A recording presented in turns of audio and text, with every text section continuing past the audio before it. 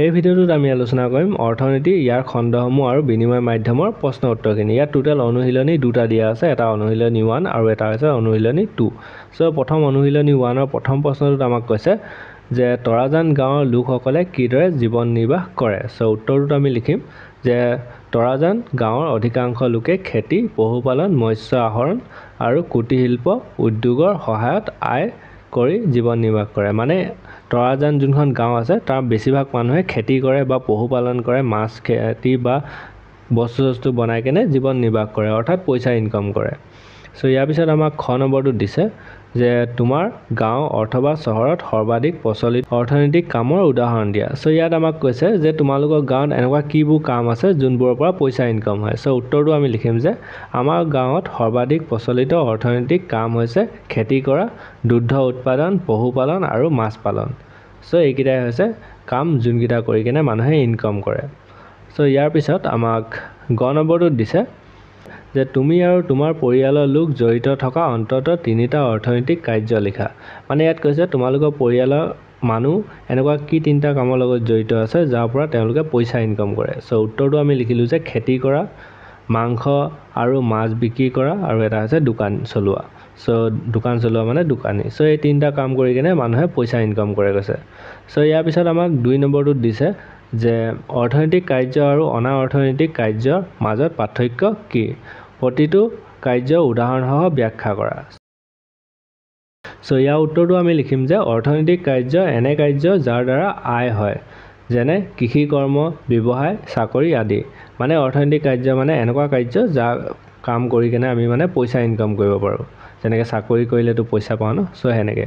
আৰু অনা অৰ্থনৈতিক কাৰ্য মানে গম পালে যে তাৰ অপজিটটো হ'ব। সো আমি লিখিম যে অনা অৰ্থনৈতিক কাৰ্য এনে কাৰ্য যাৰ দ্বাৰা কোনো আয় নহয়, নিজৰ আত্মসন্তুষ্টি বা সামাজিক সেৱাৰ বাবে কৰা হয়, যেনে গৃহিণীয়ে ঘৰৰ পৰিচালনা কৰা, বিনামূলীয়া শিক্ষাদান আৰু চিকিৎসা কৰা।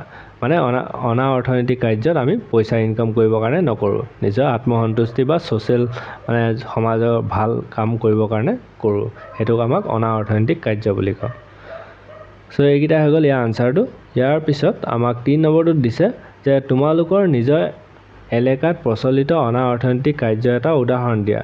এই কাৰ্যটো কিয় অনা অৰ্থনৈতিক কাৰ্য হিচাপে বিবেচনা কৰা হৈছে, সমাজৰ কল্যাণৰ হকে এই কাৰ্যই কি অৰিহণা যোগাব লিখা। সো মানে ইয়াত কৈছে যে তোমালোকৰ সমাজত এনেকুৱা কি কাম কৰা হৈছে যোনবোৰ পইচাৰ কাৰণে কৰা নাই হোৱা বা সমাজ এখনৰ কাৰণে ভাল কামৰ কাৰণে ব্যৱহাৰ কৰা হৈছে। সো উত্তৰটো আমি লিখিম যে এনেই তোমালোকৰ গাঁৱত কি কি হৈছে এইটো লিখিব পাৰা। ইয়াত আমি এটা লিখিছোঁ যে আমাৰ এলেকাত অনেক মহিলাই বিনামূলীয়া শিক্ষাদান কৰে। এই কাৰ্যটো তেওঁলোকে কোনো ধন নলয়, কেৱল সমাজৰ বাবে সহায় কৰে, সেয়েহে এই কাৰ্যটো অনা অৰ্থনৈতিক কাৰ্য। এই কাৰ্যই গাঁৱৰ ছাত্ৰ ছাত্ৰীক শিক্ষাৰ সুবিধা দিয়ে আৰু সামগ্ৰিক সমাজ উন্নয়নলৈ অৰিহণা যোগায়। এতিয়া তোমালোকে যদি ইমানলৈকে চালা তেনেহ'লে ছাবস্ক্ৰাইব কৰিব নাপাহৰিবা। সো ইয়াৰ পিছত আমাক অনুশীলনী 2ৰ প্ৰথম প্ৰশ্নটোত দিছে যে অৰ্থনীতিৰ মূল খণ্ড কেইটা কি কি? সো উত্তৰটো লিখিম যে অৰ্থনৈতিক মূল খণ্ড 3টা হৈছে প্ৰাথমিক খণ্ড, গৌণ খণ্ড আৰু সেৱা খণ্ড। সো ইয়াৰ পিছত আমাক খ নম্বৰটোত দিছে যে প্ৰাথমিক খণ্ডক কি খণ্ড বুলি কোৱা হয়। সো উত্তৰটোত আমি লিখিম যে প্ৰাথমিক খণ্ডক উৎপাদন খণ্ড বা কৃষি খণ্ড বুলি কোৱা হয়। ইয়াত খেতি, পশুপালন, মাছ ধৰা আদি অন্তৰ্ভুক্ত হয়। সো ইয়াৰ পিছত গ নম্বৰটোত দিছে অৰ্থনৈতিক তৃতীয় খণ্ডটো কি? সো উত্তৰটো আমি লিখিম যে অৰ্থনীতিৰ তৃতীয় খণ্ডটো হৈছে সেৱা খণ্ড। ইয়াত শিক্ষকতা, চিকিৎসা, পৰিবহণ আদি কাৰ্য অন্তৰ্ভুক্ত হয়। মানে সেৱা খণ্ড মানে হৈছে ছাৰ্ভিচ দিয়াটো। ইয়াৰ পিছত আমাক ঘ নম্বৰটোত দিছে যে বিনিময় প্ৰথা বা বিনিময় অৰ্থনীতি কি? সো উত্তৰটো আমি লিখিম যে এটা বস্তু সলনি আন এটা বস্তু আদান প্ৰদান কৰা ব্যৱস্থাক বিনিময় প্ৰথা বা বিনিময় অৰ্থনীতি বোলে। মানে এটা বস্তু সলনি এক্সচেঞ্জ কৰাকে আমি বিনিময় প্ৰথা বুলি কওঁ। মানে যেতিয়া পইচা আৱিষ্কাৰ হোৱা নাছিলে তেতিয়া মানুহে বিনিময় প্ৰথাই ব্যৱহাৰ কৰিছিলে। ইয়াৰ পিছত আমাক ঙ নম্বৰটোত দিছে যে বৰ্তমান বিনিময়ৰ মাধ্যম কি? সো উত্তৰটো আমি লিখিম যে বৰ্তমান যুগত বিনিময়ৰ মাধ্যম হৈছে মুদ্ৰা বা টকা। সো বৰ্তমান আমি মুদ্ৰা ব্যৱহাৰ কৰোঁ।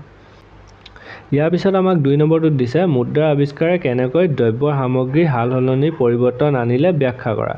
সো উত্তৰটো আমি লিখিছোঁ যে মুদ্ৰাৰ আৱিষ্কাৰে বিনিময় প্ৰথাৰ অসুবিধাসমূহ দূৰ হ'ল।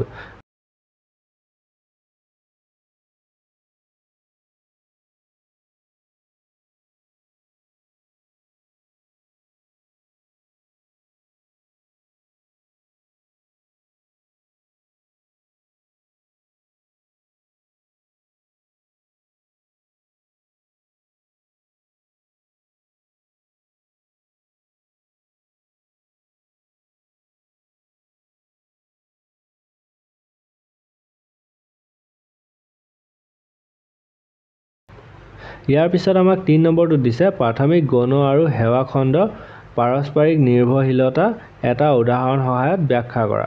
সো উত্তৰটোত আমি লিখিছোঁ যে প্ৰাথমিক গৌণ আৰু সেৱা খণ্ড পাৰস্পৰিক নিৰ্ভৰশীলতাৰ এটা উদাহৰণ হ'ল কৃষকে ধান উৎপাদন কৰে, সেইটো হৈছে প্ৰাথমিক খণ্ড। তাৰপিছত এই ধান মিলত পঠিয়াই চাউল বনোৱা হয়, এইটো হৈছে গৌণ খণ্ড।